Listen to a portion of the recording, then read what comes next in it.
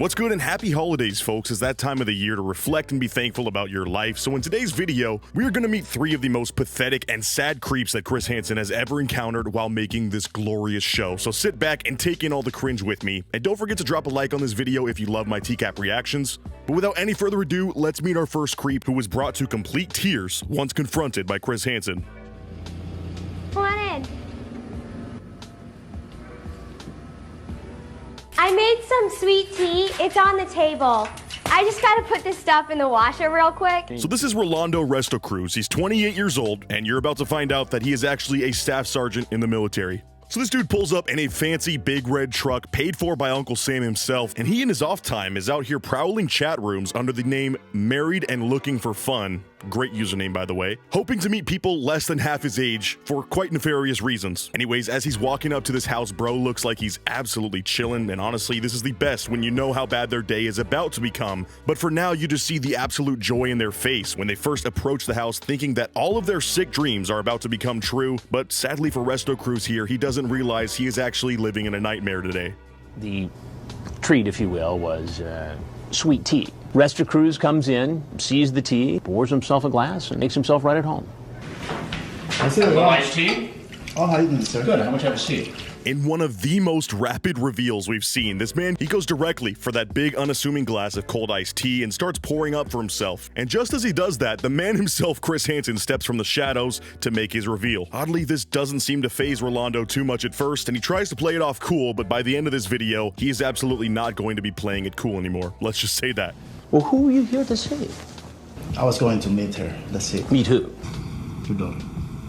My daughter. Yes. What makes you think it's my daughter?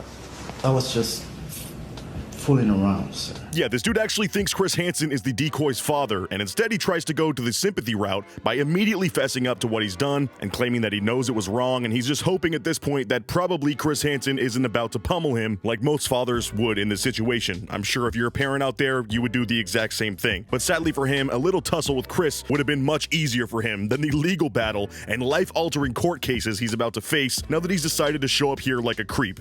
Resto Cruz makes it clear he knows what he's doing is wrong. He even tells the decoy not to tell her parents. No, I need you to stay in the chair, please. Just please. Just sit down, please. Please, sir. And alright, this is where things get a little bit spicy as Chris starts reading off the chat log, and this man has to remove himself from the bar stool and kneel down onto the ground, as if he's in church hoping to pray to God, but instead he's here begging for forgiveness already from Chris, as if it wasn't his choice, and his choice alone, to step foot into this house, or to be a creep at all and talk to this decoy in the first place. Like, Chris did not force your hand to go on this AOL chat room and make this weird username and speak to this person, and we all know Chris is a good guy, but let's be honest, no amount of begging on your knees is going to get you out of this one, alright buddy? I'm sorry to say, but your cries are in vain. Just sit down, please. Please, sir. I'm divorced. I just divorced. Yes. You're divorced? Yes. And you have children? Yes. And how old are your children? 3. And in a creepy turn of events, it is revealed that this guy himself has children and apparently got divorced the day before coming over here. Now, I don't know about the timeline of that. I feel like he might be saying that just for sympathy, but talk about moving on quickly. I feel so bad for this dude's wife and his family after this came out, but again, he has nobody to blame but himself for his actions, so you can't truly feel that bad. That's honestly an issue that I have with this show, is sometimes my inner empath comes back and I'm like, wait, no, this dude is a monster. Why am I feeling any shred of bad for this dude? They're the dumbasses that put themselves in this situation. Please, why don't you just have a seat in the chair? When I get there, I know the first thing that I will want to do is take a shower. Sir, please. I'm leaving. I don't want to bother you no more. And honestly, the rest of this interview, Chris Hansen is reading these vile chat logs that this guy had with the decoy, and the whole time, Resto Cruz is hanging his head in absolute agony as these words are spoken back to him, and he realizes how creepy he's been, while also probably considering the career and life implications of him showing up right now, as he still thinks this is the decoy's dad. Now, you're in the military. Yes, sir. And you've been to Iraq? Yes, sir. When you joined the military, you were expected to uphold a certain level of behavior. Yes, sir. I will do it from now on, sir. I swear. Why should I believe that? He's sitting here basically crying out, "Please, sir," over and over, hoping that that's going to make Chris budge, but we all know once this man comes out from behind the curtain like that, there is no going back for you. I'm sorry, you're getting exposed whether you like it or not. That's just the way the cookie crumbles. But finally, the time comes for the reveal by Chris Hansen, and this is where things get real ugly for this guy. I'm Chris Hansen with Dateline NBC, and we're doing a story. Now, if there's anything else you'd like to say, Sir, I'd like to please. hear it. Otherwise, you're free to walk right out of this house. No, sir, can I go? Yes, absolutely. Please don't put this in TV. Don't put this in TV, please. No decisions have been made yet. Please. I swear I will never do this again. Immediately, his hand covers his face and the waterworks come out of this grown man as he starts begging for mercy and bawling his eyes out on the floor like a toddler who just got told they can't have any more Cheetos. I mean, you'd think this bozo has never faced the repercussions for his actions ever in his life, like not once. Honestly, RIP military career, RIP family life, RIP every shred of normalcy that you've ever experienced as a result of you coming onto this show. And again, I'm going to say it, this is all a direct result of his behavior. So honestly, when you see a creep like this getting arrested, you can't do anything but laugh at them. He walks out of the house and, of course, vows to never do this again, but directly after that, he steps foot on the grass and the cops come in to arrest him. He can't even stand up straight when he's getting arrested either. I mean, he's that distraught. Talk about an absolute man-child. And if you thought this was ridiculous, wait until you hear our second creep who we are visiting today on this list, as it is now time to meet with Jeffrey Stacy, a 27-year-old deli worker with absolutely some of the most sorry-looking drip that we have ever seen on one of these creeps. Now, obviously, that's a ridiculous thing for me to say, not that this is a fashion show by any means or that I expect these creepos that exist on the fringe of society like this to even know a thing about looking cool or dressing well, but you could just tell this guy is an absolute nobody based off of his outfit and the stance alone that he has walking into this house. Would you do me a favor and just have a seat right over there on the other side of the bar? How's it going? All right. Did you find a place to park okay? Yeah, why don't you have a seat? What's your plan for tonight? Nothing really. Nothing really. Once again, in this one, we get a quick reveal from Chris. It just seems like some days he's not for the whole chatting with the decoy thing. He just wants to hop right into the good stuff, and I don't blame him. So this guy has fully entered the house, and I'm just going to skip to the part where the reveal happens and let you hear this man's voice, which is probably his most defining feature, I would say. Who'd you come here to meet? Some girl. Some girl whose name is what? You can't even remember her name? It's Amanda, I believe. Amanda? And how old is this girl you came here to meet? I believe she's 18.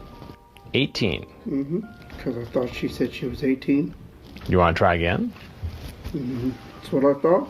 He is so nonchalant about being caught right now. Like, usually these guys try their best to defuse the situation, but it seems as soon as Chris peeked his head from out behind this corner, this guy has already pretty much given up, which is just so pathetic. Well, you can say that, Okay.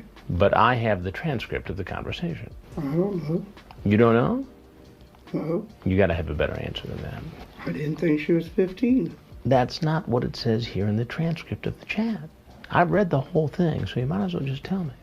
Bro literally sounds like a cartoon character. Every answer he has for Chris is just in this high-pitched, rising cadence that is so grating to my ears. And I know he's nervous right now, but I guarantee you this is how this weirdo talks in real life when he's not being confronted for his weirdness. Like, just everyday conversations with this dude must be so freaking painful. But let's be real, if you're on one of these shows, you're not really having many real-life conversations with anybody, so I guess that doesn't matter. But literally every answer this man has for Chris Hansen while he's getting questioned is just pathetic and sounds so weak, like he's not even able to speak for some reason. You can also hear the contempt in Chris's voice, as sometimes he has a soft spot for weirdos like this, I've found, where they seem to be a little bit childlike themselves and how they handle things and mentally and all, but no, not this guy. You could tell Chris is reveling in the fact that he gets to expose this weirdo right now. And honestly, this is golden TV right here. I mean, if you want a poster boy for this show and the type of people you'd expect to be caught on it, Jeffrey is probably exactly who you imagine filling that role.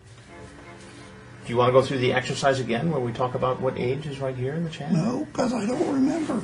You don't remember? I don't remember seeing the age. Then why were you so worried about whether or not this was a police setup? Because I asked that to everyone.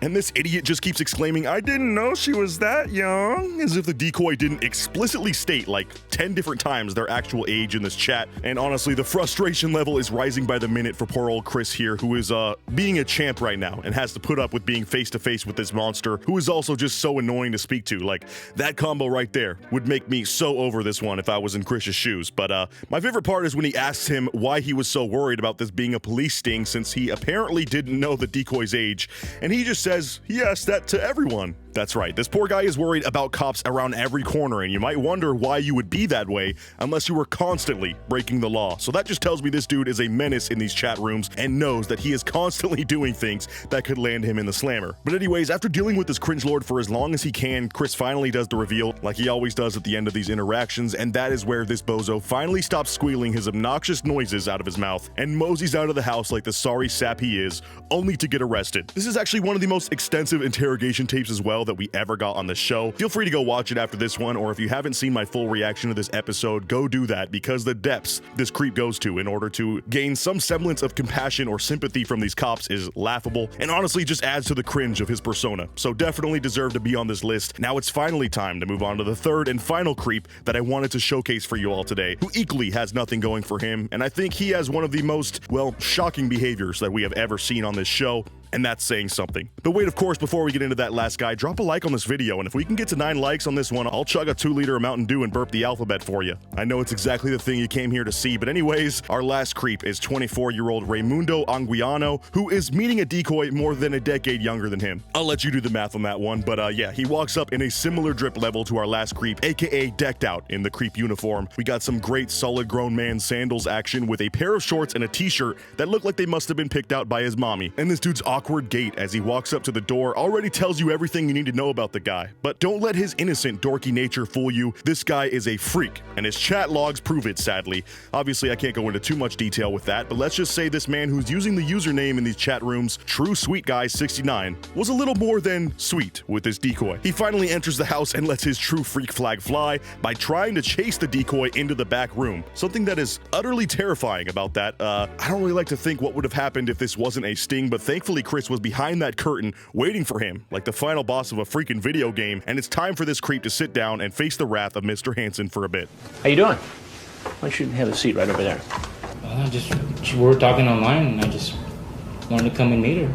And who were you talking online with? With that young lady there, sir. The young lady? Yes, sir. The part that makes this guy so pathetic and weird to me is a little different than the others on this list, though. You see, honestly, he seems pretty unbothered by this whole thing. And in fact, he actually knows who Chris Hansen is and what this TV show is, but that right there specifically is what makes him so pathetic to me. The other people that recognize Chris immediately on the show tend to run out of the door quickly so they can speedrun their arrest portion of the night, you know, and skip the whole cringe section, or they start to go into crying, begging mode like Resto Cruz did, who we saw earlier in this video. Not this guy, however. He literally sits here and takes the cringe and humiliation without even letting it faze him, almost like he is certain he has nothing going on in his life outside of being a creep, and he basically has nothing to lose, and therefore is almost immune to any cringe damage that Chris could otherwise inflict on him. 24, sir. 24? Yes. And you thought that was appropriate? Why? Well, I don't know, sir. I mean, I just thought it was all right. I mean, like, imagine being in such a terrible spot in your life that you are getting exposed for one of the worst things that you could be exposed for, and you just sit there like you're in the DMV, bored, hoping that this interaction ends at some point. But even if it doesn't, you're just sitting there, chilling, taking it all in like nothing that serious is happening. I mean, I literally can't even put myself in this mindset, and the really freaky thing to me is that this dude seems like he knew deep down he would reach this conclusion by having this obsession with chatting with people like this online in the first place, and now that he's meeting his fate, he's oddly at peace with it, which is also terrifying. you're on the Dateline show. Exactly. Yes, I know who you are. I'm Chris Hansen. Yeah, there we go, yeah. Do you think it was a good show? No, I mean, yeah, I mean, it was supposed to stop people and things like that, you know? Well, this is the part where usually I say, I'm Chris Hansen with Dateline NBC. Yeah. Right. Like, this dude is literally sitting here debating about the show with the creator of the show as if he's just plopped down at the bar trading stories with some random, but it's like, dude, your life will forever be changed after this moment. Can you please give us some more fear or sadness or really any negative emotion at all so you don't seem like an absolute robot of a human? But honestly, this guy freaks me out, and as much as he is pathetic, he also just seems so at ease with this whole thing that it's impossible for me to not feel creeped out by him. After all of that, the official reveal happens and the cameras do come out, yet this continues to not faze this weirdo. And then I say, if there's anything else you'd like to tell us, No, that's it. we'd like to hear it. Otherwise, you're obviously free to walk out the door you came in.